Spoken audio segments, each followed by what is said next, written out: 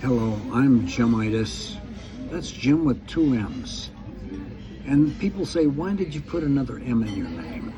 Because I said, it takes people longer to say my name that way.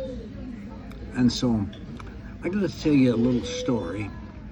I was with some people in the gym in Des Moines, Iowa one day, and this lady came over to me, a trainer, and she said, she's so-and-so from, she said, I went to college in Cedar Falls, Iowa. And I said to her, well, I'm Jimmitis. Have you ever heard of me? And she said, no.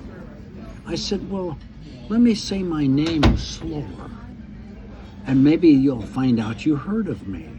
And I was just kidding around.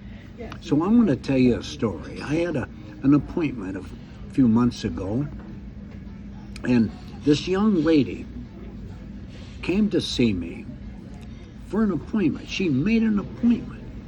And so one of the first things I always do with people is I ask them, are you a Jesus person? And I said to her, are you a Jesus person?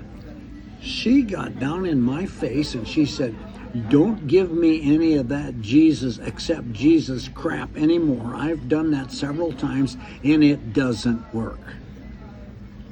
I did like this with my hands and I said, you've ruined my whole theory. I said, I got nothing more to say. We'll just have to talk now. And so we're talking now, and then we become buddies. And I said to her this, you know, you're young, but you'll wake up one day in the future and you'll hear a voice that says, you got to contact that old Jimmitis and talk to him about the Lord Jesus Christ. I'm going to tell you, years ago, I had a boxing club. I had a big fitness center going. And so I'm interviewing the tough guy. He's a boxing coach.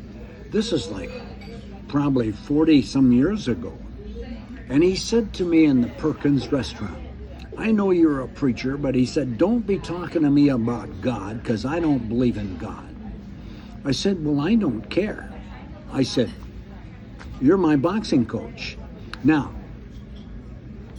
40 some years later, I get a call from a nursing home.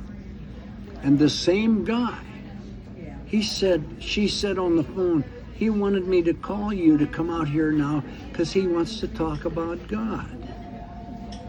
And that's what happens. So I say to myself, why don't you talk about God when you're younger? He's real.